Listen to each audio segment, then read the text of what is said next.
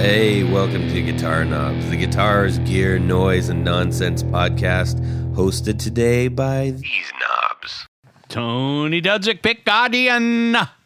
Jared Brandon, way down in Nashville. Hey everybody, it's me, Todd Novak. Welcome to the Guitar Knobs podcast. We're thrilled to death that you are listening to our show. That's the musical version. We're going to have a super fun time. We got Big Jared on the line. We got little Tony over here. That's right, I'm very small. And medium me. So very glad that you are joining us. If it's your very first time, then this is what we're going to do next. Everything is going to be a first for you. You're going to love it. It's starting now.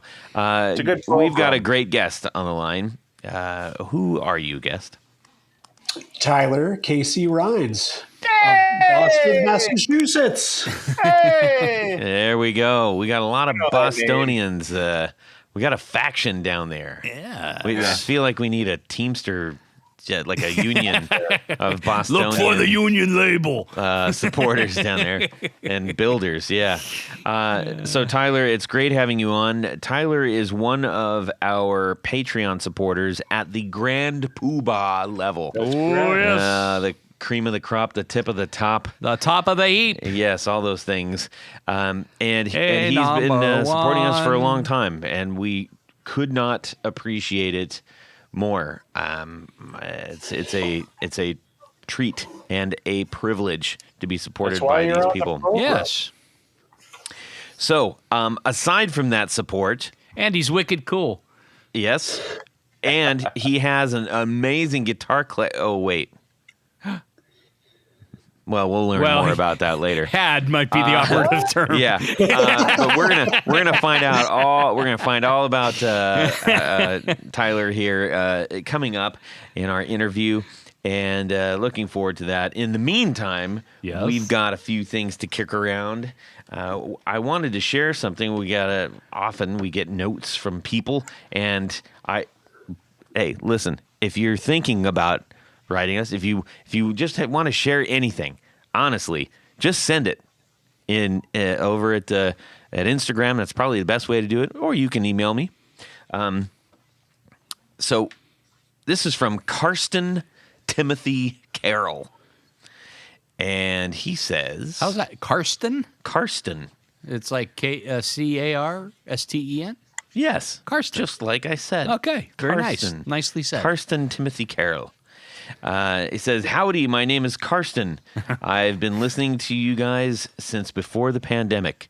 Thank you so much for the wonderful content you make. You inspire me with every episode to continue to play, practice, and make music. I hope you guys keep on rocking for a long time to come. After listening for so long, I finally come up with what I hope is a fun Would You Rather. Oh, yes, goody. so we got that for later. Yeah. Nice. I got it all loaded up. He says, I'm primarily a bass player, so that motivated the Would You Rather. Yes. Right. So, Karsten, thank you so much for just sending that really kind note. I've got some good news for Karsten in my music world this week. Oh, excellent. When I'm done talking, then you can... No, Let's just go right over to that. Anyways, thanks a lot, Karsten. And hey, if you got some nice thoughts to send, or even if you want to throw rocks at Todd, you can do that too. Rocksfortodd.com. Yeah. All right.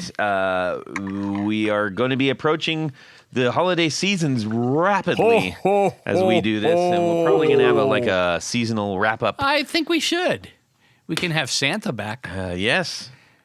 Santa Knob. Santa Knob, yeah, indeed. Right. Anyhow, but for right now, we need to find out what's going on in our music worlds this week. Tony, over to you. I'm so glad you asked. You're dying Todd. I just wanted to tell us. I'm excited about this. Yeah. I mean, I'm sad, but I'm excited. What have you been writing down? I've been writing my manifesto. No. Okay, It makes Connor. me sad. No, so as I'm perusing the interwebs and things like that, I get these notifications. And one of these notifications was from Julian's Auction House. And this Julian? Julian. Julian apostrophe S. Julianne? Julian.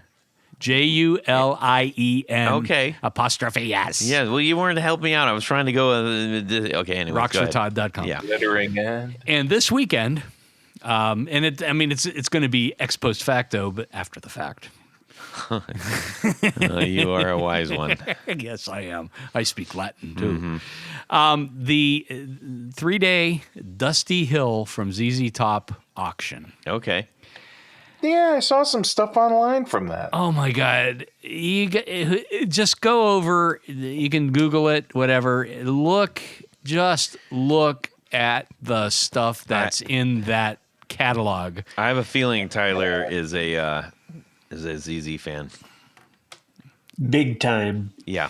Well, there you go. Get. Nice. Luckily, you're listening to this now before the auction. Yeah. So you have plenty of time to get in there. I just thought I'd pick out a couple of highlights. I mean, there's stuff even for people that can't afford stupid expensive things. Yes. I mean, there's hats and jackets and sunglasses and belt buckles and show swag and stuff like that. They're packaging together in smaller packs. There's going to be 1,000 items. Wow. Spread over 3 days. But a couple of highlights, and this one just made me giggle a little bit. The MTV Award for Legs, with the little astronaut. Oh wow, that was such a big one. The one that, oh my gosh, the one that he was presented. They're expecting it to go for between $10,000 and $15,000. I bet it goes more than that. It probably will. But the two things that really, really, this is way out of my league and probably out of most people's leagues. So his 1953 P bass. I mean, he's got all these other basses, some Bolin basses, things that people made for him. There's just some really cool stuff. Does he have a Boolia bass? A Boolia bass. Very nice. He might. Well played, Todd. Thank you. So they're expecting that one to go for between $80,000 and $120,000. Wow. Oh, the P-Bass. Yeah. Now the fur. Yes. Okay. So the Dean Fuzzy bass. Yeah. They're expecting it to go From for Legs. Yes, from the Legs video. Yeah. They're expecting that to go for the same price, 80 to 120. I think that one's going to go for at least double that. Yeah. I mean, Some of that stuff be in museums, man. Yeah, well, I mean, it was in his collection, and so some people may buy it for museums. I don't know. So. Be nice to see it at the Rock and Roll Hall of Fame. Whoever buys that stuff, take it to the Rock Hall in Cleveland. Put it on display, please. There you go. Okay, so with all that said, and that is pretty dang cool. Tyler, what would you, if you could have something maybe that you know of or didn't even know of, he's just like, I'd like to have one of his T-shirts or something, which would be a little bit weird, but I mean, maybe not. There's some really cool sport coats. Some sport coats. What? Anything in particular? Maybe one of those rooster feather hats or something? It's a really great question. I would probably go for something smaller and a little understated, like one of his pair of sunglasses or one of his rings. Ideally, a ring or a piece of memorabilia that has their original name, ZZ King, would be super cool to find. I'm seriously going to take a look and sort by lowest price option and see what's out there. Maybe, hopefully, snag something. That'd be cool. Good. Let us know if you get anything. Now, Tyler, I did not know that they used to be. I did not know ZZ that King? ZZ King. I had no idea of that. Yeah, I've watched their documentary a couple of times, and they obviously were big B.B. King fans, and that's kind of where their original name came from. That makes sense. Wow. Okay, got it. Yay. Go ZZ King. Yeah. All right. Well, thank you, Tony. Is there anything else in there that you wanted to share? It's just everybody do themselves a favor. Go take a look at that catalog. You're going to find something that you love. I guarantee it. You were talking about the Moon Man thing. I was doing a video shooting a video in LA a couple years ago, and we were at this production house, and I was in the bathroom, and literally on top of the toilet was like 4 moon men. I'm like, what the heck? And they're like, yeah, they're, We ran out of space. What are we going to put them? I was like, this is crazy. Because I remember the first time those things came out. I mean, that was like, that was a big deal. Yeah. Anyways, and just weird, the things, anyways. We're going to check in with Tyler. Yeah, so that is quite a big one for me. So this week was my birthday on Saturday. Happy birthday! Thank you, gentlemen. And definitely more than a little bittersweet, but the breaking up of my 90s cover band, the Smashing Cranberries. Oh, no. Yeah, we all got together for some hibachi and some memories. It was actually our bassist Abe's birthday as well, to the day. So we celebrated the both of us and our band, and it was good. And I also bought a bass and am just broadening my musical horizons a bit. Well, very cool. What kind of? We'll get into that in your interview. How about that? You got to just Sounds remember to tell good. us what you got and all that business. Okay. For sure. Jared, about yourself. So if y'all can remember a few episodes back, maybe 10, 20, 30 episodes back when I was talking about the 7374 SG Custom that I had refinished, and then Uncle Tony Bolonski did a great job doing a pickguard for it. And this is an era of Gibson SG where they had the neck pickup, and the pickup shifted up towards the fingerboard instead of kind of back further towards the bridge. And it just didn't sound right to me, and I thought that was really the main problem. And then it dawned on me just last night, like, you dummy, why don't you just cut off the middle pickup? Because it was the way that the wiring harness was just that I designed it. It just wasn't. It was like the the middle and the bridge were always on. So there was always some extra, woolliness going on, and I couldn't figure it out. I thought it was just the way the guitar was designed. So wrong. So I unhooked that middle pickup, and it sounds fantastic. So for the first time, I'm hearing what this guitar can really do, what it really has to offer. So I think what I'm going to do, it just sounds better without the middle pickup, period. So I think I'm just going to take the middle pickup out and just rebuild it as a dummy pickup and make it lighter. And it sounds fantastic the way it is. Which one is this? Which guitar?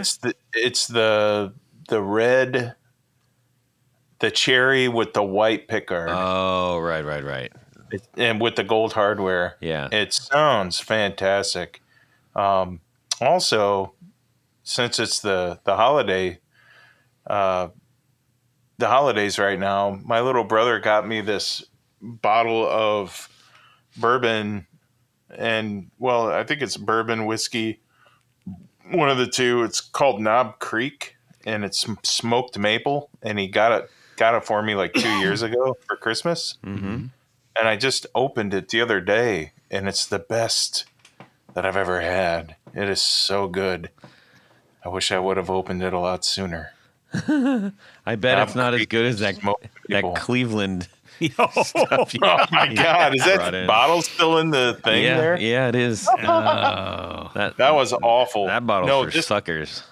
This stuff is fantastic. Knob Creek smoked maple. If you're looking for a good new bourbon to try, I highly recommend that. It's really good. Duly noted. Well, I mentioned last week that what? Wait, Tony. You're saying, what are you saying? What about you, Todd? Oh, thanks, Tony. Oh, shit, I'm sorry, Todd. Damn it. No, you're fine. Tony was just giving me a goofy look. I like Dead Space. Yes. Right. So last week I mentioned that I ended up getting that Daredevil Northern Creeper. I did a little tiny demo. I just sent it to Johnny, and I'm like, dude, here. He's like, hey, can I post it? I'm like, yeah, sure. Go for it. Oh, my goodness sakes. And I also found out that it was number 1 of 10. Number 1. Number 1 of 10. Oh, wow. That's pretty cool. I like that. Number 1's yeah. always better than number 2. No. So, Yeah. then what came in the mail was the super cool 77 Fuzz Blender. Yay. And this is something really, really neato. This is his take. He's sort of like a souped up, jazzed up, so to speak, modified Top Fuel Big Muff. Yeah. Yay. Yeah, or as he's called it, a Big Puff or something like that. And why is that, Todd? Well, because it looks like it's a Camel cigarette pack. Yes, it does. Very, very clever. Really, really nicely done. The whole package with a matching bag with camels on it. I would call that a satchel. A satchel. And anyways, got some really great features on it. One of which being a blend, and the other one being you can either run it with the classic muff scoop, or you can basically turn on the tone or the smoke knob and dial in some tasty mids. It has a clipping diode as well, selector. It just a really cool pedal. And, man, that thing has dB for days. Lots of level to be had on that. Nice. So, yeah. And that sounds fantastic. Sounds big and raw or smooth or scoopy or super gnarly. Really, really great pedal. So nice. Thank you so much, Jamie, for sending that out. That is very cool. It's super cool, in fact. It is super cool. Yeah, very pleased with the stuff that he's making over there. So, yeah, it's been a fuzztastic week at the Novak household, which is really cool. And I think, fortunately, in order to get these pedals hooked up, I had my Tour Gear designed patch cables. Oh, yeah. Yes, I just reach up at my little box and I pull a handful out and I say, which one's going to work? I'm running low. I'm going to need to restock. So, fortunately, if I was to go do that, even right now, yes, I could load up my cart. Load it up. Right. Of all of the C shape and S shape. And the various lengths I think therein. 8 or 10 different lengths. And then when I check out, I'm going to, in the coupon code, put the guitar knobs. All lowercase, all one word. That's correct. And I'm going to get 15% off my order. 15. 15%. So thank you so much to Tour Gear Designed patch cables for and other cables. Just tourgeardesigns.com for sponsoring our 4 on the Floor. Jared? Let me get a little bit of this. 1, 2, 3. 4 on the floor. All right, Tyler, KC Rines, super duper Grand Poohbah. What is your 4 on the floor? Thank you, Todd. So for me, I really am inspired by a lot of Hendrix. And so got to start with Univibe. And so for me, this has been a journey. I've been searching for years for the right Univibe for me. I've probably tried 5 or 6 of them. And I finally settled on the one. And it is the Dunlop Rotovibe. Nice. Yeah, it is a really great sounding Univibe and vibrato, kind of in a full footprint, kind of like a wah pedal, with a beautiful red and chrome enclosure. And it does the thing. It does the Univibe thing, and it does it so well. It's really syrupy in the chorus mode, which is what you want with a vibe. yeah, and it's finally ended that search because I felt like I was trading pedals, every month.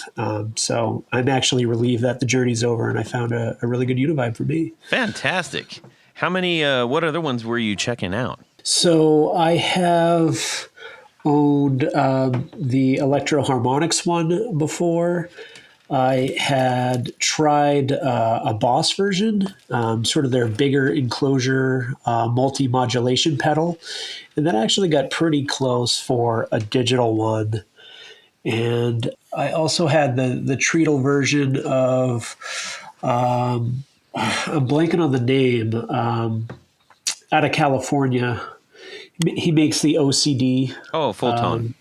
Yeah, I had a full tone, which was pretty close. And there's been a couple others in there, but the Rotovibe is great because you can dial in the speed and depth on the fly without an expression pedal, because the Univibe is kind of like its own expression pedal in this layout.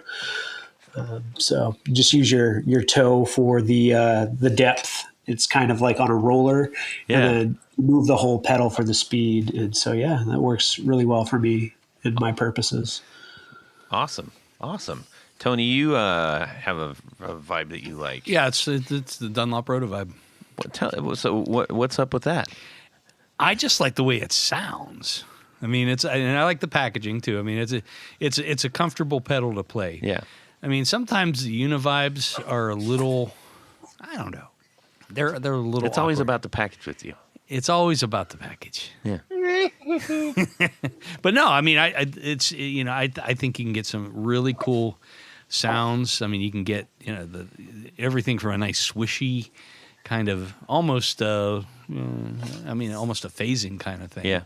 And then it does give you the option to either do a rotary sound or a vibrato. I like on some things, especially if you're just kind of playing a little bit more open, just that subtle movement that you can't really. It isn't. Oh, there's a phaser. Oh, there's a flanger. It's like it just has that, motion. Yeah, it's kind of nice. I suppose if I really knew how to use it, it would sound even better. I'll show you how to play guitar someday. Please. Note to the audience: Tony can play circles around Todd. No. Anyways, Tyler, what's number 2? Number 2 would be the True-Fi Rangemaster in Sparkle Purple. Ooh, Sparkle Purple. Jared, you have anything to say about that? Of course. I love Sparkle Purple. Yeah, it's just a really, really great Rangemaster. And I had never had a Rangemaster before the True-Fi, but this pedal actually has a cool story. Last Christmas, I put like 10 different pedals on like a wish list for my wife, and I wanted her to surprise me. And there were a few True-Fis on there, and ended up with a Rangemaster. And it's just really great. It's almost like you could get octave fuzz tones out of it. You really cut through in a mix. It's an all-around good booster. Get a lot of really good dirt and grit. And this one has 3 different positions, kind of a toggle switch, which really will, elevate the mids or obviously the treble, which is what it does. And it also really looks super cool. It's kind of got like old school 70s look to all the True-Fi pedals. Some of them come in like a hammered metal finish. Really classic. It looks like the old fuzz boxes of the sort of the mystical days of classic rock. And it's a really cool brand. I really like that pedal. And what is really the pedal actually called? It's not called a Rangemaster, is it? It might be a copyright claim, but it's called the Rangemaster, I believe. Okay. We are looking up the True-Fi Purple, and oddly enough, it comes up as a vibe. The ghost vibe. He does a ton of different finishes, which Got is it. another unique thing about TrueFi pedals. You can get a variety of different like sparkle finishes or sort of that like hammered metal finish, and then some classic finishes as well. And these pedals don't break the bank either price wise. They're really surprisingly affordable and attainable. Well, interestingly, as Todd was entering in TrueFi Range Master, we got all kinds of The ovens. that showed up on the search. Nice. I Yeah. love it. That was weird. It's a very large pedal. Indeed. Do you own any other the TrueFi elements? No, but I have plans to acquire some more. Their color driver is really cool, and one of the pedals that kind of started their pedal building journey lately. And that one's modeled after the Color Sound Overdriver from 1971. Right. Super cool pedal, and that's really TrueFi really specializes in fuzz and sort of the classic pedals and doing new spins on them. Really great quality. He makes them all himself, so kind of a couple week or a few week wait, but it's well worth it. Yeah, and you're right. I mean, they're not made of unobtainium. I mean, these are brand new around like that Rangemaster looks like 189, which handmade pedal. And what's funny Yeah. is I've actually reached out to TrueFi, I think twice, to come on the show. So TrueFi, if you're listening, Don't make him Call me get back. rejected 3 times, Yeah. please. We can't deal with Todd. I put a bug in his ear too, and he seemed interested. So who knows? well, maybe I will try that one more time. Yeah. 3rd time's a charm. Yeah. Yes. One more thing about his Rangemaster, his treble booster pedal, is it, for that crazy good price range you're kind of mentioning for pedal heads like us, like he's using really top quality components. And so in this pedal specifically, he has the OC44, and one of those alone is like $33. So it really is the hard to get new old stock going into these things. Yeah. Sounds cool. I'm gonna investigate this further. I'm gonna get this guy on the show. Dad, burn it. All right, number 3. So number 3 is the Earthquaker Devices Levitation. Okay. And I adore this pedal. It is a reverb, and it's so good that it was kind of a key decision in me getting rid of my 1960s, and I do regret it a little bit, but my 1960s Dan Electro spring reverb unit, which was super cool, but not super reliable. A, it was pretty much the size of an amp head, and B, it only worked in like 2 positions on the sweep. So, this pedal really takes that classic, super, clangy, trashy reverb, the spring reverb that I love, and makes it more high fidelity, much more reliable, and smaller footprint. So it's based on EQD's Ghost Echo with some adjustments. And so it'll do everything from, a little, normal slapback to getting really kind of psychedelic spring reverb, which is really why I use it. I'm a big fan of old school 50s and 60s blues and psychedelic rock. And this really just does the thing. It's super vibey and unique and sounds great. Does it, Black Angels? It's actually, you just saying the word angels reminds me of the art on it. It's got this like crazy high contrast black and white face. And I think it's called the Levitation because it's named after the Levitation Music Festival. Oh, how about that? Yeah, it's pretty cool. All right, number 4.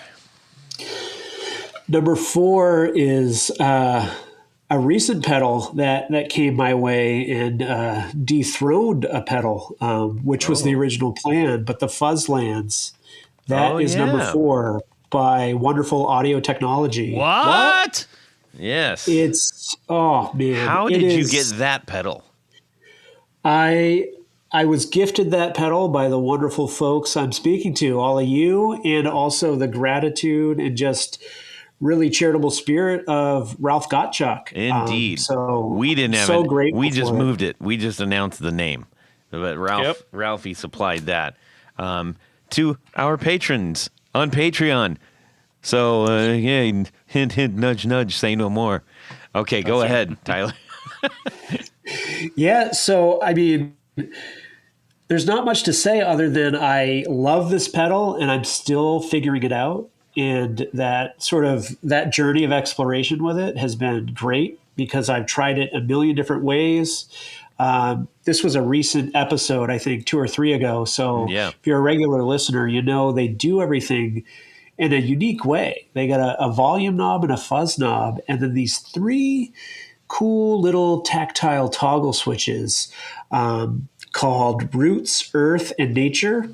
And yeah, I'm trying to figure out what all that does, but there is not a bad sound in it. It does classic fuzz tones so well, modern fuzz tones really well. You're able to gate it. So a lot of functionality, and it's kind of like having a fuzz face and a tone bender and more in one little normal sized enclosure. Yes. And I think the unique thing about what you just said is you're not choosing just that setting. You can get those tones if you want, but you can get all the in between tones too. It's not like, a selector knob, Yeah, it cleans up incredibly well with your guitar's volume knob, Yeah. and that goes for P90s and humbuckers and Strat pickups. I've tried it with all of them. It sounds great on all the guitars. You just need to do, some exploration. And also another unique thing about the Fuzzlands is if you roll the fuzz dial back on the pedal itself, there's some really, really good tones in there too.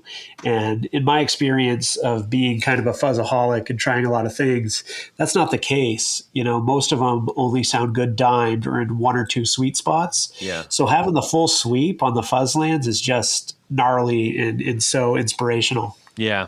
I actually really like the form factor too. It's a smaller pedal, but the finish on it is really interesting. It's like that industrial brown sort of textural thing going on, and it's just really cool. Yeah, the white chicken head set it off too. And Yep. his wife does all the artwork. That's super dope. Yep.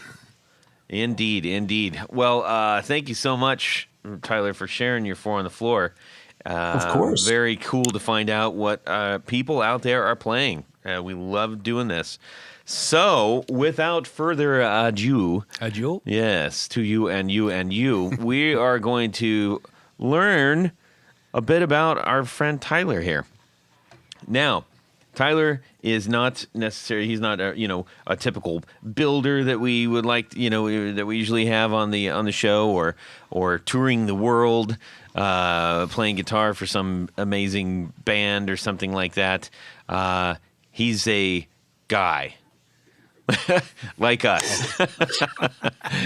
Okay. But he's a super guy for us because of his support for our show and for the guitar community. You just rifled off a whole bunch of pedals. Well, those are people who are making those pedals, and you're supporting them, and we support that. So, Tyler, I would say you have the floor. We want to know a whole bunch about you. I love starting with, how did you fall into guitar, man? Yeah, great question. So for me, I started playing guitar when I was about 12, but I have been playing music a lot longer. So it's really when did I fall into the baritone sax, the Barry sax, where sort of my guitar journey begins, because I really identify more so as an instrumentalist and as an improviser.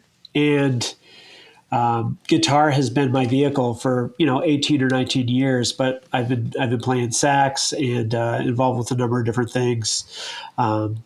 But my early guitar days, it was a lot of thrash metal, old school Metallica, and Justice for All era, and Ride the Lightning. I played pointy guitars, ESP Explorers covered in diamond plate metal. Oh dear! Are there any other kind? right. Those EMGs and much different. Much different now in terms of a player. I still love to listen to Metallica and some heavy stuff, but these days I'm much more into a whole different sort of musical cornucopia, rooted in blues and jazz, funk, and soul. A lot of Motown and R&B. Yeah. So that's kind of. Yeah, it's a bit of a tumbling across the genres. How does one go from pointy thrash to blues and R&B? That is a really good question. So there was a period where I wasn't playing as often, and so I sort of, my musical horizons broadened a little bit in college and grad school, sadly, when I wasn't playing as much guitar. And so I think when I was ready to pick it back up again 8 or 9 years ago, I was listening to a lot of Jack White and the Black Keys and sort of that garage rock, and then really started to go deeper and deeper. What are my influences? And in my formative years of playing, when I was, 12 and 13, listening to and playing a lot of metal, I was also really, really into Jimi Hendrix and always have been. And so I sort of really moving beyond Hendrix and that thing we all do with our guitar heroes of learning their solos and their songs note for note, and then switching it to who are they listening to? Who are their favorite players? What made them want to play music? Who makes them who they are? So kind of taking them off the pedestal and doing a lot of research with sort of music history and discovery. And from the time I started playing up until now, whether I was playing saxophone or guitar or what have you, I've sort of always been doing so in an analog way, where you hear a lot of contemporary players talking about doing things the old school way and listening to a record from stop to finish over and over again, putting the needle back and just running it again until you get it. And I have found over the years, especially as of late, that learning music and songs and playing emotively and capturing the magic and seeing where you fit is the most exciting and thrilling thing for me. So yeah, I have a lot of tastes, a lot of influences, but really the real joy is playing music and playing it in the moment and improvising.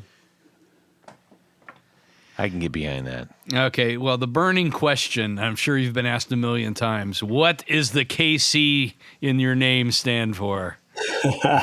That stands for Kansas City, and that is my legal middle name, thanks to my dad. And it's not KC and the Sunshine Band, right? No. No, sir. Tyler Kansas City Rines. That's Jeez, cool. That's amazing. I love that. I love it. Yeah. That's It's my fantastic. I think that you just made all of us jealous of a cool middle name. That is a cool name. As a kid, I didn't like it so much, but I really dig it now, especially having lost my dad in the last few years. It's something he gave me, a unique middle name, and I need to actually get to Kansas City so I can see sort of the namesake. I've never even been, which is wild. Well, But which I do one is know a it? lot of great. That's Oh no. Probably Kansas So- City, Missouri, Or or Kansas City, Kansas. Kansas City, Kansas. But at any rate, it's in the same general area, and it really is a hotbed like Nashville of really great blues and jazz and jump blues, and so it would really sort of be like a good journey to go on and experience what that place is all about. So it's definitely future travels. Nice. now, when it comes to blues and stuff, I freely admit I am not like a blues aficionado. I like a little bit. I can't. Well, even the way you say aficionado. Aficionado. Yes. It's just not something that has necessarily like stuck on me, which is really weird because if I'm with a bunch of people and they're like, "Hey, who's your favorite blues artist?" I'm like, I don't really like the blues that much. They just shred me to pieces. They're like, "You know, rock and roll is based on the blues. How can you like rock and roll and not the blues?" Sure, It's sure. like, it's not that I don't like it. It's just I haven't. I guess I just haven't, gotten into it. No other way to put that. You can like whatever you want, old buddy. Yeah, thanks. But what I do appreciate about the blues is that even though, you can say, oh, it's the blues, and now all of a sudden it's in a box. But every player has its own spit. The simplicity of the blues is marked by how it is approached. So, like how B.B. King plays it versus like how like Jeff Beck plays it or something like that. Everyone has their fingerprint, and fair play to you, Todd. We all like what we like, and we all have that which fills our creative cups. But yeah, just mentioning BB King and Albert King and Freddie King, the three Kings. That's right. Three completely different schools of the blues, three completely different vibratos, and just I would encourage you to just sit and listen with it, even as an experiment. There's just so much great soul and emotive playing in all of those cats. Yeah. I think it's almost better to see someone live. I would agree with that. Because sometimes listening to a recorded version you don't get the full impact. You don't get the face. You don't get the face. You don't see the hands moving. Now, okay, that begs a question, Tyler. You just dipped into bass as well. Now, Yes. what do you think carries more magical power, the blues face or the bass face? Ooh. It's in my humble opinion, it's probably the blues face, which is really just kind of a way of saying guitar face in general, which is pretty insufferable. I know I make atrocious faces when I'm playing, and I don't even really know I'm doing it, and I can't help it. But it's all part of passion playing and being in the moment. Indeed, yes. It is interesting to see different people's. John Mayer has got a mug when he's doing it, that's for sure. And I think most players they're so absorbed into what they're doing that sometimes they forget they're supposed to look pretty. I have actually thought about starting to chew gum while I play guitar. I'm not kidding. I'm not making a joke, because what I found is like I think I just clench my teeth so hard. Please let this be over soon. I look at all my pictures and I'm like, I could not look more disinterested in so many pictures, and that's not the case at all. Like I'm like completely energized, but I don't know. I just don't have the face. No. Yeah, the guy that we were talking about in the Gods, he took all the faces and put it into one. Oh yeah, Steve Michaels. I can't think of his last name, but yeah, Steve. that guy. Holy moly, Steve. Yeah, I think I mentioned he kind of looked like one of the melting bad guys in Raiders of the Lost Ark. He did kind of have that. One of my very favorite movies. I actually have an Indiana Jones tattoo. Really? Wow. Yeah. Of what? Not that guy, right? Not the melting Nazi guy. That would be a bad it's, tattoo. No. Just sort of like a whip in his hat.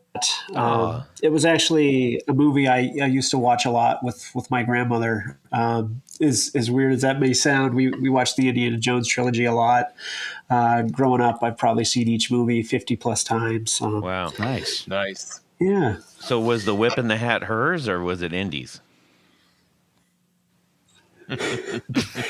Why you got to throw him for a look like that? It's not fair, Todd. I'm sorry. Is my name Jared, Todd? Come on. I know. Yeah. That's weird crap all the time, man. Trust me. No, but not to get super serious. In addition to sort of being like a memorial to my Nana and the time we spent together, I also got this a few years ago.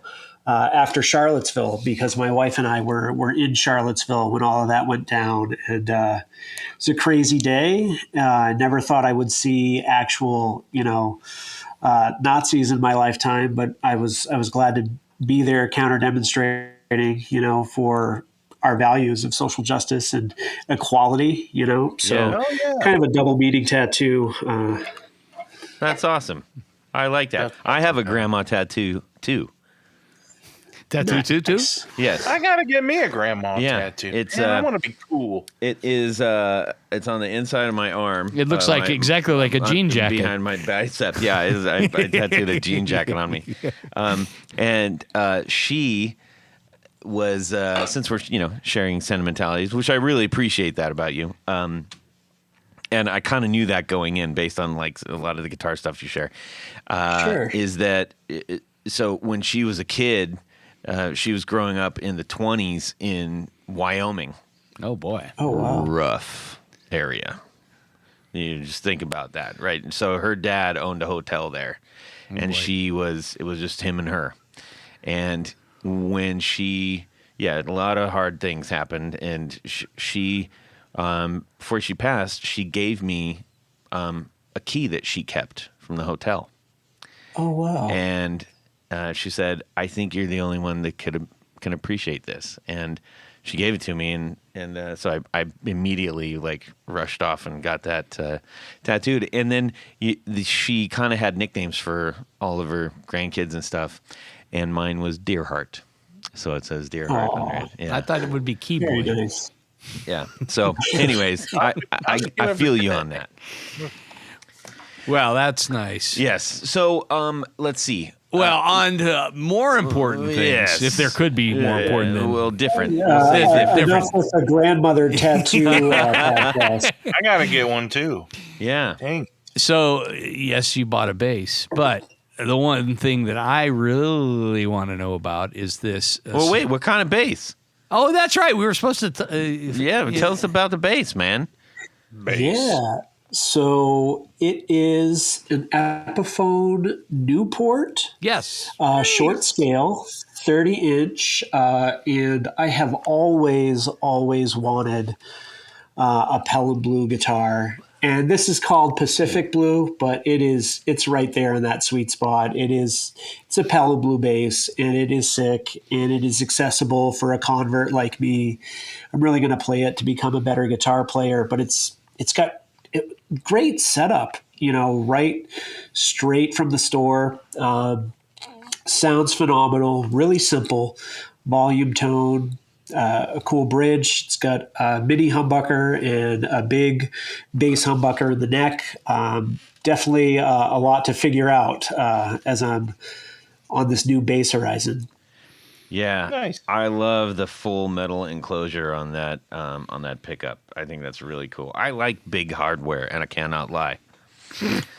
Oh, and it's got the piece de resistance, that bikini badge. Oh, the on bikini headstock. badge. Yes. Yeah, really cool. No, they did a good job on that reissue, and it's very reasonably priced. $349, brand new. that's ridiculous. And it's something different. And I think for a lot of guitar players, a short scale bass is a little easier to maneuver around. Yeah. Myself included. Oh, definitely. And that's, I saw one of these, and it was one of the musician's friend's stupid deal of the day or How something. did you not buy that? You love this I kind of know stuff. I should have, but I didn't. I'm sorry, Todd. Yeah. Sorry well, to disappoint. it looks it's akin to the Wilshire. It's very akin. It's the same body. Yeah, it's pretty close. Yeah. But That's really cool. So you got the Pelham Blue one. Can't go wrong with Pelham Blue. Yeah, and it's got the symmetrical double cut. It's kind of like a perfect clone of the Epiphone Coronet. Yep. That Junior with the 1P90, which is a super cool guitar. Yep. Played a couple of vintage versions of those.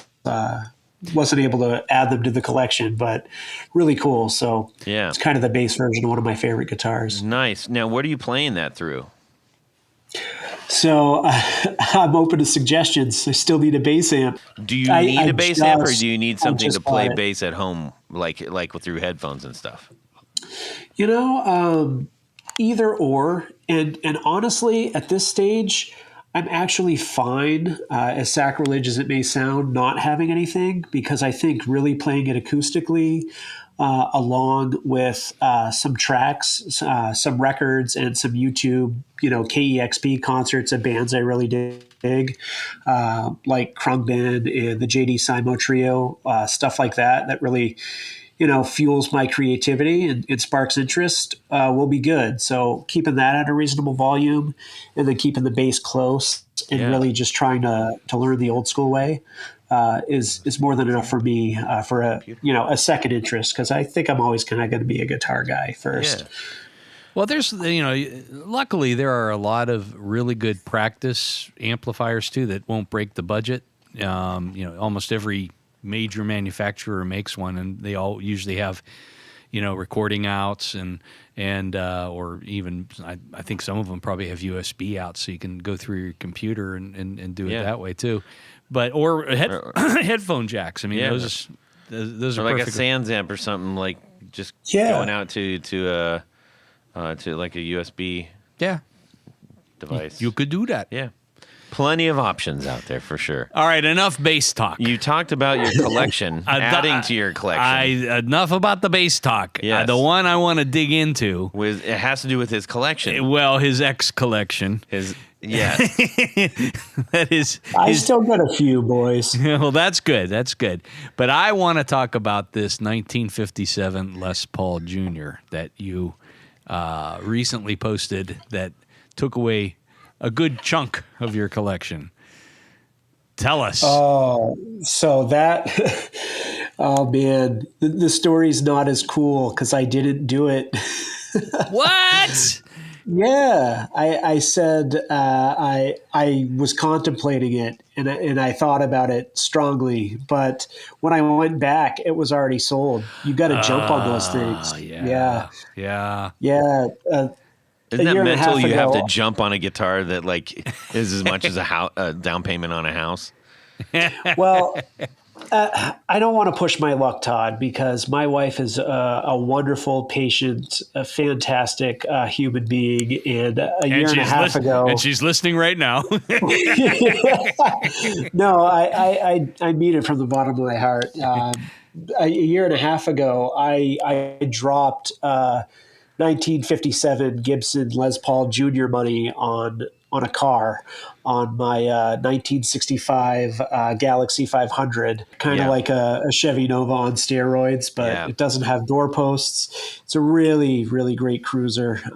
That's super My cool. best friend, who I'm in another band with, that we're more of a studio side project at this point, the Flat 50s, we do a lot of, psychedelic takes on old school blues our own way. But my best friend, I've known Ben since we were in first grade, and we were in high school, marching band and jazz band and symphonic band together. And we reconnected, 7 or 8 years ago when I started playing guitar again.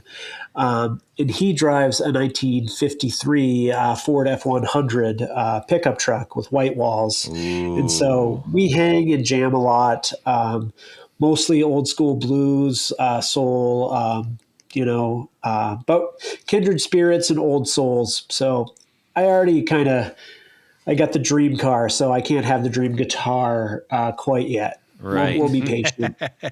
Patience is a virtue. Tis a virtue, yes. Now, would you say, okay, I may not be able to have one of the holy grails, but I could do something along the lines of like, I don't know, like a rock and roll relics version or something like that. Yeah, those are phenomenal. I love rock and roll relics. I've played a few at this great shop here in New England, up in New Hampshire, called the Manchester Music Mill, and they get some rock and roll relics from time to time. And I Yeah. played a killer TV Yellow single cut junior a few years ago. Really phenomenal guitar. Had a Stinger. I'm a sucker for a Stinger. So. Really, one of my main guitars, which has spoiled me for of a lot of instruments and saved me from the gas we all suffer from, is I was telling Jared about this before you hopped on. Is my Gibson SG Junior from like 2019 or 2020, one of the more recent ones. It is just, I mean, for a junior and for just having a wrap tail. And an SG, such a light guitar, it never, ever goes out of tune, and I don't even need to knock on wood about that. I have played outdoor gigs in the cold. I've come down to the basement, the thing is just always ready to rock, and it sounds so great. And that P90 is just killer. And it finally got me using my volume in tone controls instead of leaving them dimed at 10 at all times. So there's been a lot of really good discovery there as a player and growth, sort of in restraint and exploring, some rolled off tones and things like that. Nice. The SG Juniors are really special guitars. I mean, I've played a number of vintage ones. I've had a couple of the reissues, and they're just, I love the simplicity. I love Les Paul Juniors. I love SG Juniors. I love one pickup guitars. And there's just something about the simplicity of it, the lack of, some people will claim that, having a neck pickup, makes the strings vibrate less. There might be something to that. I don't know. I just think a single pickup guitar looks cooler than. If you had neodymium magnets in the neck position, yeah. Yeah. Well, But not. it affects not only the stuff. magneticbloom.com. Yes. Rocks for Todd. Okay. But there is something. I mean, now there's something to it, because if you take a Telecaster versus an Esquire, which does not have a neck pickup, Yeah. there's something different going on there. I don't know. Yeah. We Interesting. could have a whole show about single pickup guitars. Maybe we should. Well, I think that would make for an excellent 101. Yeah. I'd love that. I can. That's something we can consider. Let's throw that one into We the. should. I mean, I just converted an it wasn't Epiphone, Yes. but an Explorer Yep. into a single pickup. Yes, you did. Yeah. I saw you All do by it. my hands. I saw you do it. God bless you. Nice. Is that one of the Pure Salems? Which one did you do that to? No, that is. Well, you did it to the Pure Salem, too. I did didn't it to the Pure Salem, the Brutus, which is their version of the V, which turned out awesome. And I put a Brandon Wound special, custom. He did a custom 12 screw pickup for me, and so I have that in most of my guitars. Mm-hmm. And then I found that the Epiphone Explorer, literally with the plastic still on all the parts, and I got that stupid cheap. Redonkerous. Oh man. And Nice. immediately just said, you know what? I'm just gonna make this a single pickup. Well, no, that wasn't the first thing you said. The first thing is, I've got to get a gold sparkle guard That for is this. true. That I did And then immediately put. Then you send me a photo. I want it to look like this. Yes, I put a gold. It's a huge. That's a big pickup Nah, guard. it's not that big. Yeah. Anyways, back to our Tyler. here. Okay, I'm sorry. Now we got off track. Yeah. So Tyler, you did move a lot of guitars. Yes. I've actually been thinning the herd for a little bit here. Just, a little bit for car parts now that Okay. I am a bumbling hot rodder, right? Trying to figure that scene out. But mainly for the simplicity. Like I'm really a single pickup convert, and I had waited way too long to discover the magic of P90s in general. And so having, an SG Junior with a P90 man, like covers a lot of ground. And I've had a lot of guitars that just sort of been sitting and, with maintenance and upkeep and always reaching for the same one or two guitars, I've been downsizing a little bit, which I've enjoyed. I still, have my sights set on Dream Gear and will acquire it, making plans and things like that.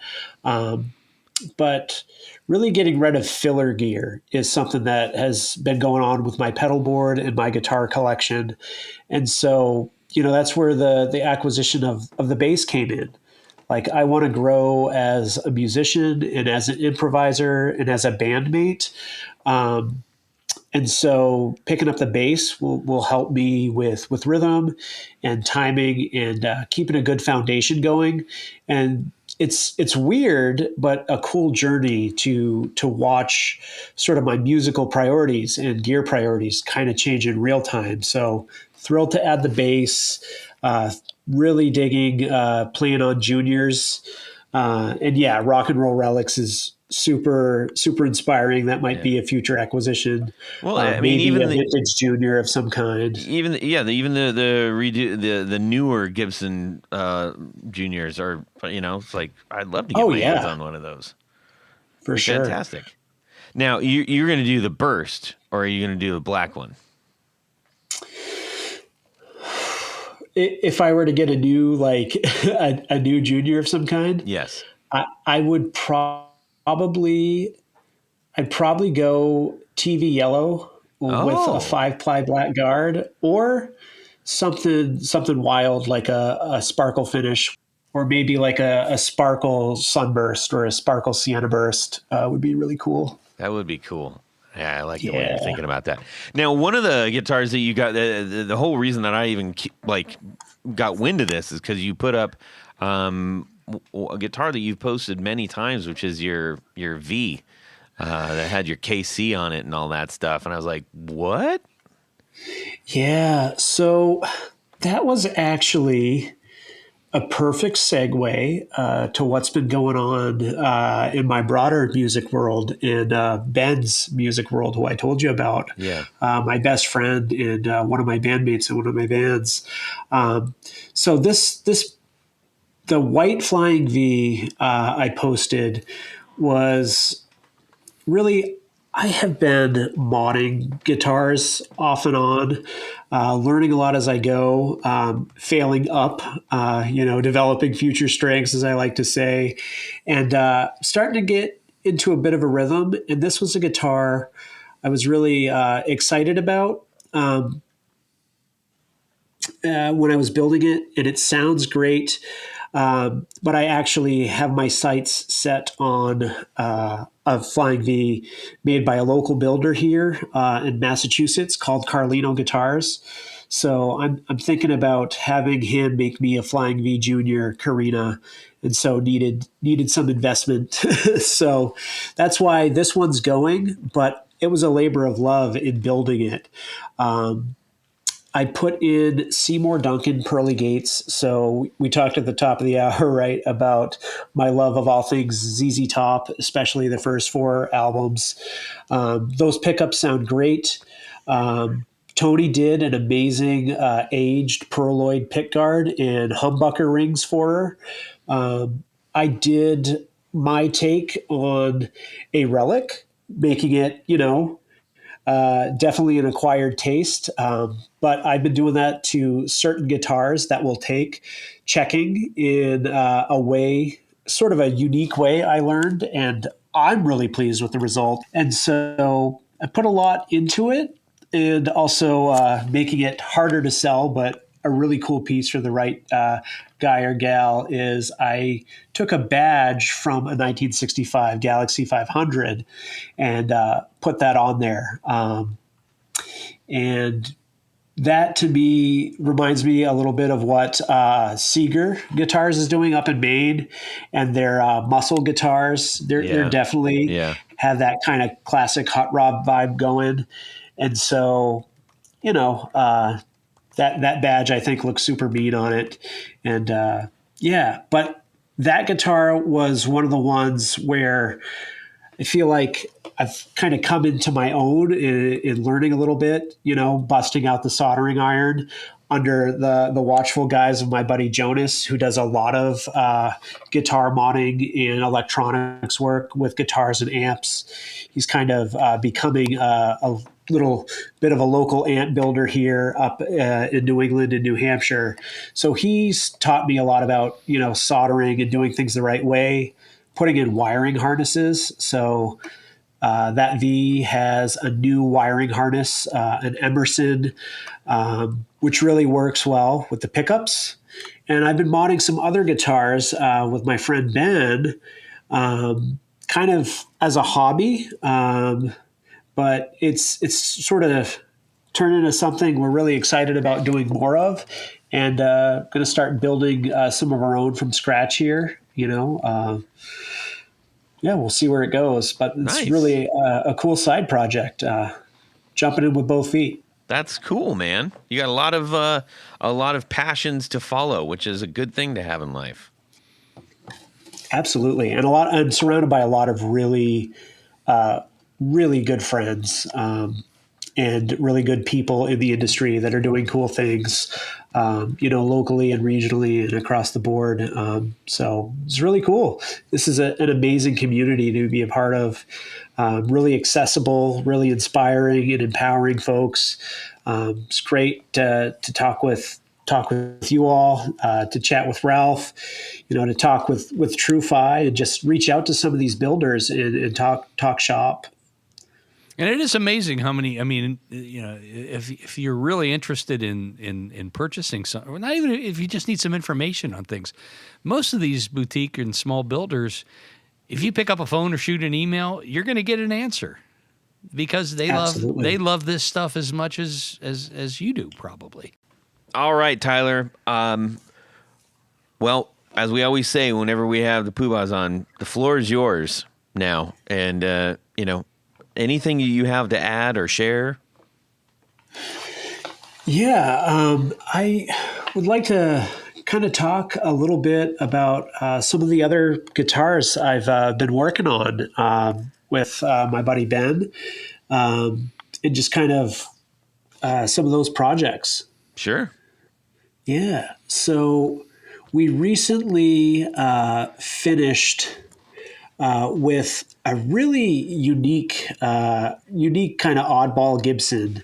It is a 335. It started life as a 335 Junior with no F holes, all blacked out, gothic tuning pegs, really kind of a darker silkscreen Gibson logo, and one dirty finger pickup.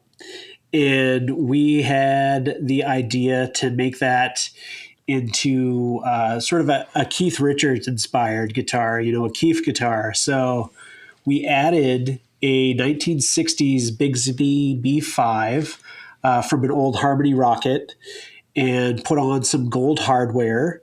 And my God, if you've never installed the Bigsby, it's like guitar surgery. And I'm thrilled we pulled it off.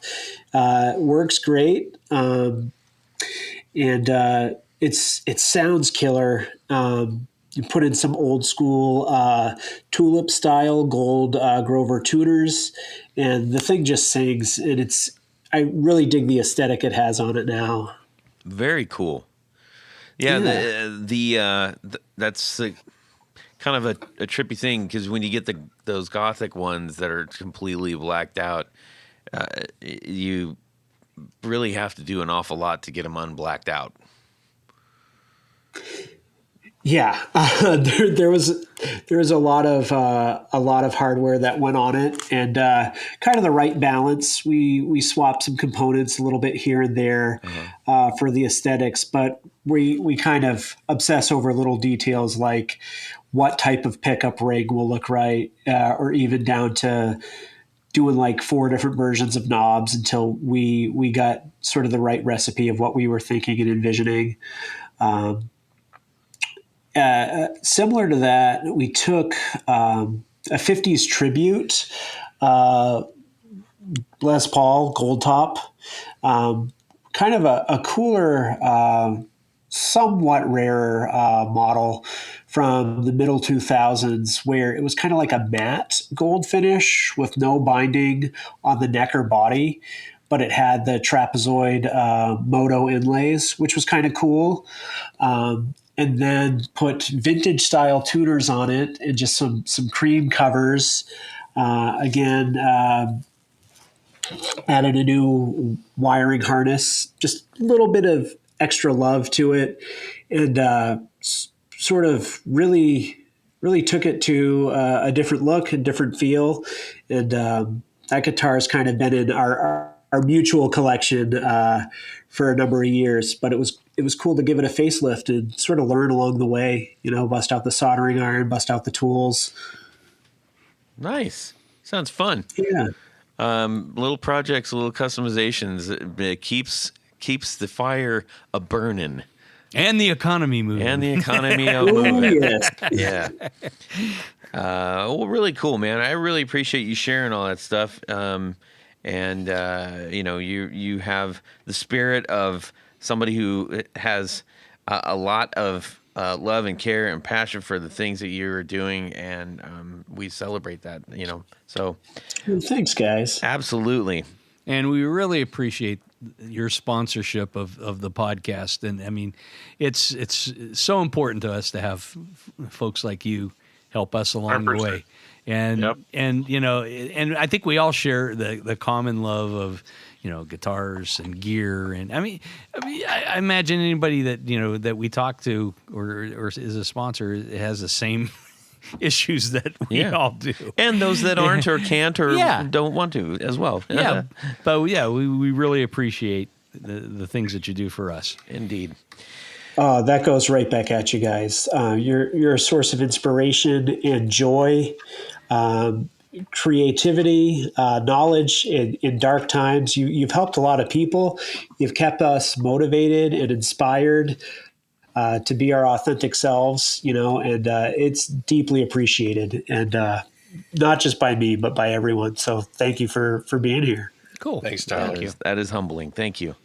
All right, guys, let's We're firing up the Galaxy 5. Yeah, we'll take the Galaxy. Let's do that. Yeah, Yeah. take Sister Rosetta for a spin. Yeah. Sister Rosetta. That's cool. You could put Small block 390 or 352 big 352 block.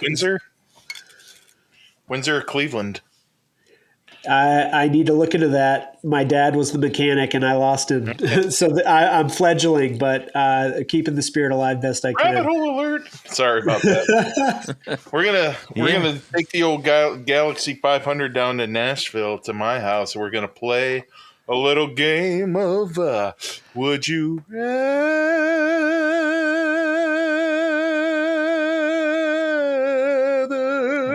what? I think 2 glasses just shattered Yeah, here. holy mackerel. Wow. That's impressive. Well, thank you very much. Our guy, Karsten Timothy Carroll, Yes, sent Karsten. us this Would You Rather, along with that excellent note in the beginning of our show that you've heard. And he sent a real good one, man. It's a cooker. And it goes a little something like this, guys. So you're walking down the street to your favorite guitar store when suddenly you're stopped by a mysterious stranger. Hello. He reveals himself to be a mischievous musical genie. I love musical genies. I love Yes. musical genies, man. He wants to know whether you play guitar for the love of guitar or for the love of the gear? He gives you two options. He says, hey, number one, you can never play a 6-string guitar again, but you can play the 4-string bass. Any brand, any model, you can still play whatever amp you want, as well as many pedals as you desire. But it's got to be the bass. That's it. Or number two, this is your second choice. You can play the 6-string, but you can only play a 1988 USA-made PV Predator, a Boss SD1, which is the standard model, and one other pedal, $100 and under, of your choice, and a 2005 Marshall MG 100 HD FX 100-watt solid state head with matching 412 cab. You can never play any other. You have to stay unbiased, Jared. Well, guys, it's solid state. It's you got to take the worst of the best of the worst. Yeah. Option, which is my favorite. Would you rather? By the way, this is fantastic. Okay, and that's from our pal Karsten Timothy Carroll. Very good job. All right. Ooh, this is rough. This is really rough. Yeah. Tanya, Yeah. you're going to go ahead and give us Yeah. your best interpretation of the Polska Kielbasa Queen of 1981 through 1986, and again 1993. I had to skip a year. skipping 94, Yep. and back to 95.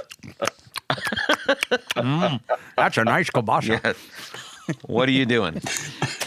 Wow. Honestly, I don't mind playing bass, but Todd and I were talking about this a week or two ago.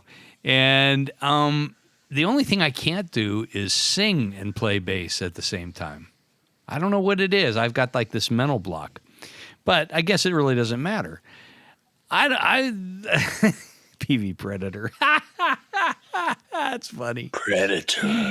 And actually, the USA PV models aren't all bad. I mean, they're much better than some latter day stuff that was made overseas. But the US models are actually pretty decent. So Yeah. the guitar doesn't bother me, but the rest of that rig, that's like Dumpsterville.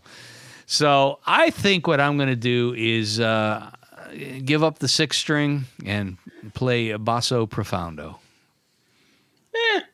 Yeah, that's what I'm going to do. Do I have to pick Okay. my bass that I want? Yeah. What is it going to be? Too late. I'm going to play a PVT 40. There you are. Yep. My guy. Yep. Through an all PV rig. There you go. That's pretty genius. Hey, that would sound great. I'll loan you Stinky. Yeah, You can play Stinky. It's got to be a T40 like Linrid spin Cigarette rig. stinky. All right. Yeah, well, Okay, Jared, what are you doing?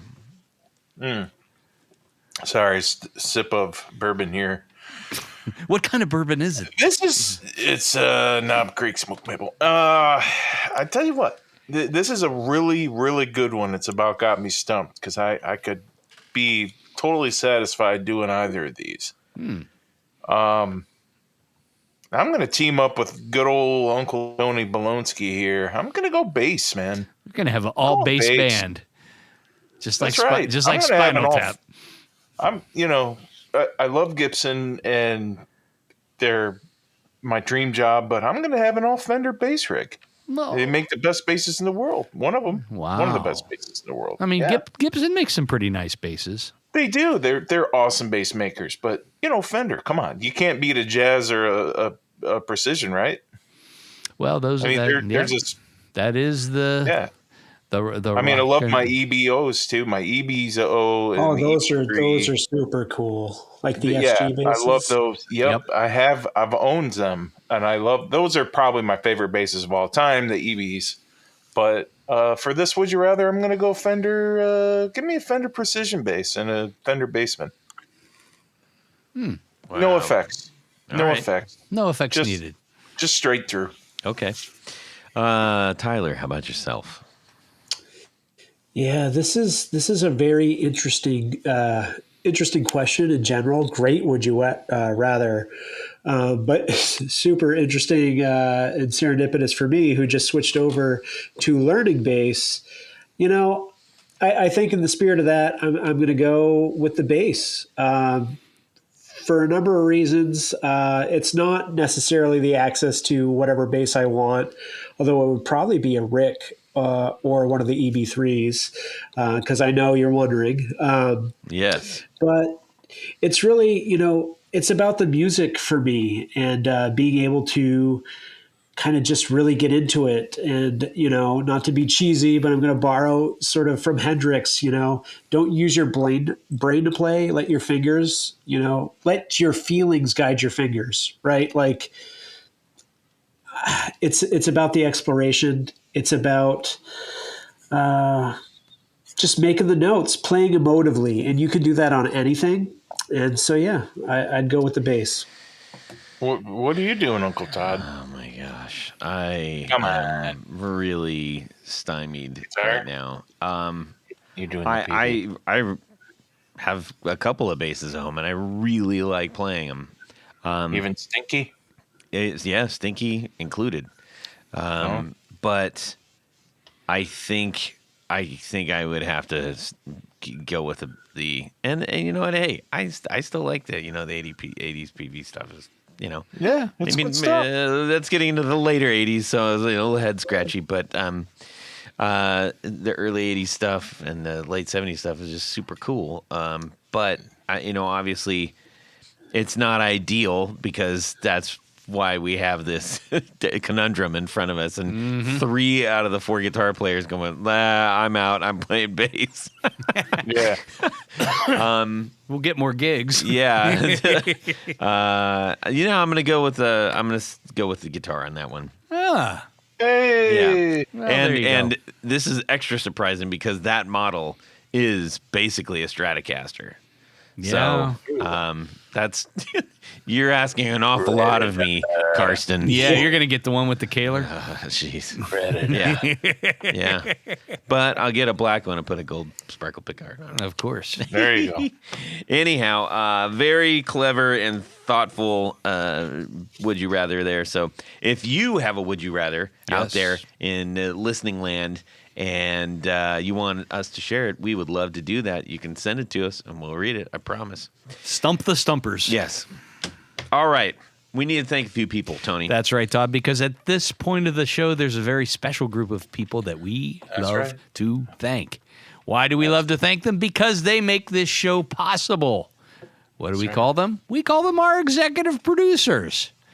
Now, an executive producer, does make this show possible.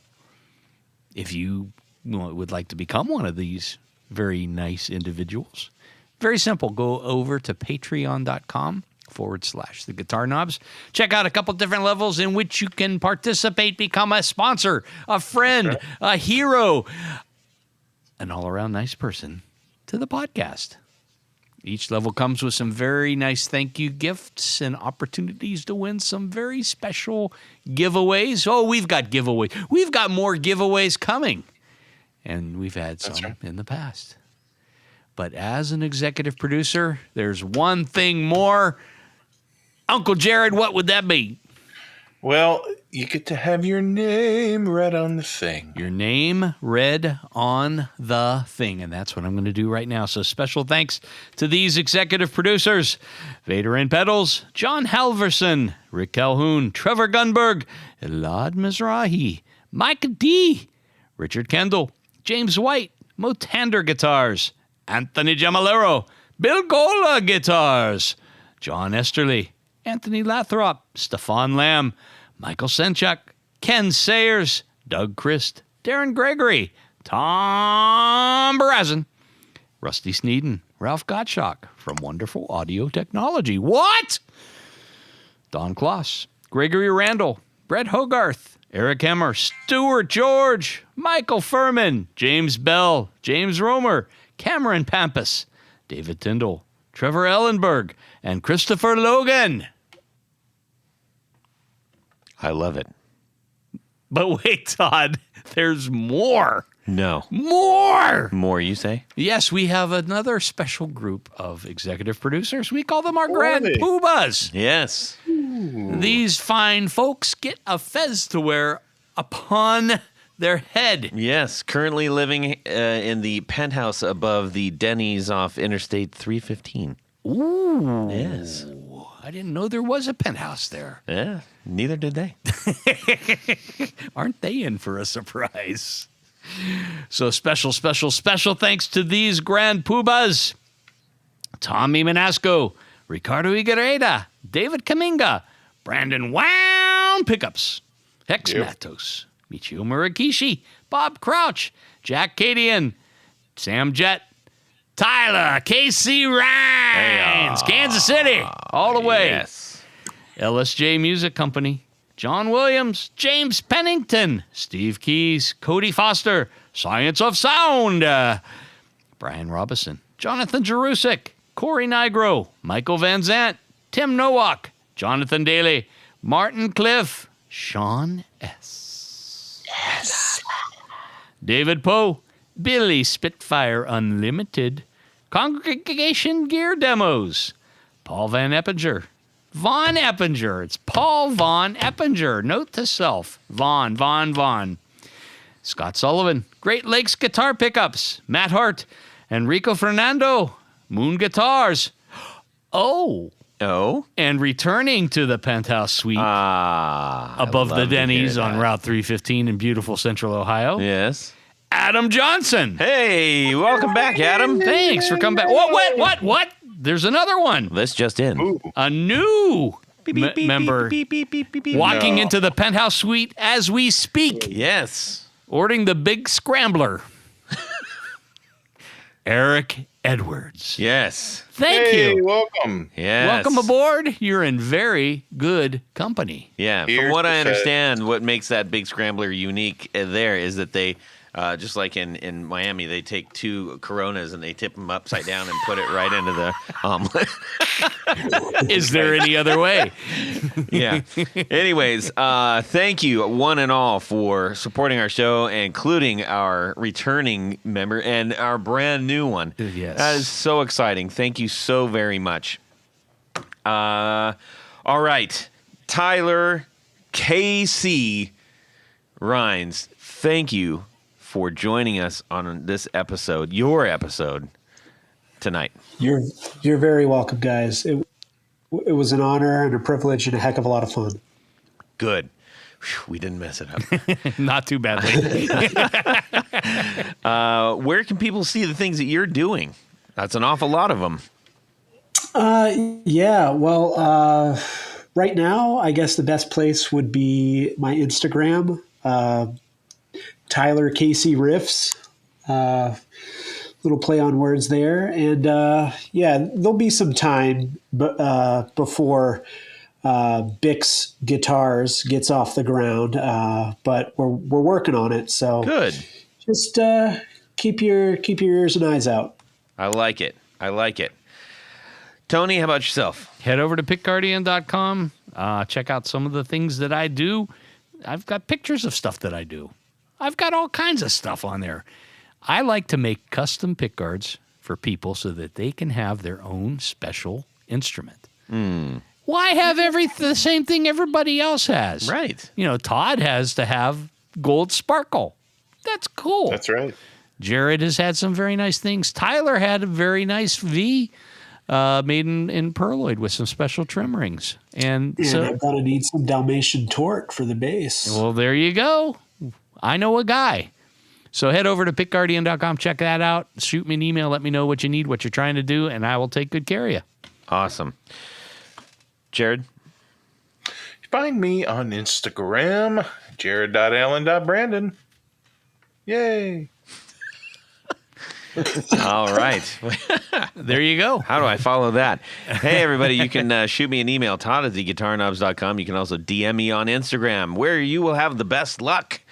Not just in general, like don't go out and, I'm not promising you're going to win the lottery or anything, but you will be able to talk directly to us, and we love to hear you, and we'll share a would you rather or whatever you want to share with us. Maybe you could put your pick of the numbers for that week. I could.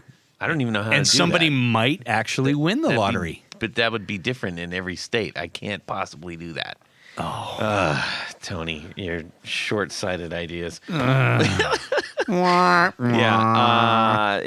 so as usual, please go listen to the Valentinos on Spotify or wherever you download things.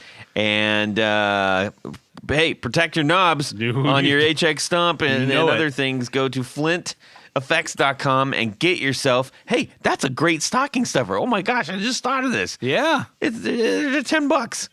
What's the problem? Just get one. Just do it. If you know someone. That's what it says on our T-shirt. It's only $10. What's the problem? Just get one. $10 make you holla. That's a great T-shirt. Anyways, ladies and gentlemen, we are so grateful for your listenership. Thank you. Have a fantastic week. And subscribe. Yes. Yeah. Tyler, you want to say yes? What? What? Test. I just Jared, you might have to back up just a bit because you're going to be really bright. that would be a change. Not funny, Uncle Tony. Tony Malone. You know I'm just yanking your chains. No, it hurts. I Stop know. yanking. I know. It's not funny. I can't hear Jared. Test. There you are. Test. How's that? Test. Say it again. I can't hear you. Test. If I come through Nashville, we're gonna hang out. I'm gonna buy you a beer and probably 2 steaks, knowing you, Jared. And Be careful what you promise. That's his middle name, actually. Jared Two Steaks Brandon. 2 steaks. I like it. Mr. Tomahawk. Yeah. That would make Hi, Tyler. my day if you went into work and everybody just said test at you randomly. Test. That would be the best thing ever. Test. So Gibson employees. We'll put a note. I'm wondering what's holding up Tanya Bolonsky here. He's not at the studio. I don't know where the hell he is. Oh, I said a few cool things, but I know Todd's going to get rid of them when he claps after what I say. I know it's coming out. Yeah, thanks, What Jared. are you talking about? That never happens. Jared, are you there? Make those. Yeah. Jared? Yeah. He's talking to Test. Why are you pretending I'm not here? Test. Why are you pretending? Bye. Bye. I'm not even going to get off. No, I'm talking like this during my day. I don't know if you know that. Because you keep getting cut. Test. You keep getting Like cut. that? No. Tony Baloney! Hello, Jared. Well, anyways, let's not belabor this bedlam. And away we go. Well, that's it for these knobs. Please visit our Patreon page at patreon.com/theguitarknobs. Visit our website at theguitarknobs.com for all of our past episodes, 4 on the Floor blog, and other good stuff. You can connect with us on social too at our Facebook page and share your gear and stories on our Facebook group. Also, be sure to check out our Instagram at Guitar Knobs. Catch you next time.